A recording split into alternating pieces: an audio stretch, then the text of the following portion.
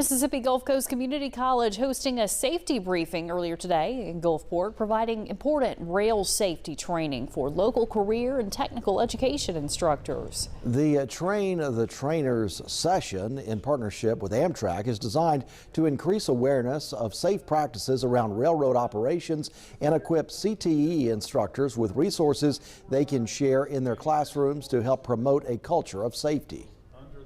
Vital that everybody understands how to be safe along the tracks. The tracks aren't going anywhere. In fact, the tracks were there probably before you were.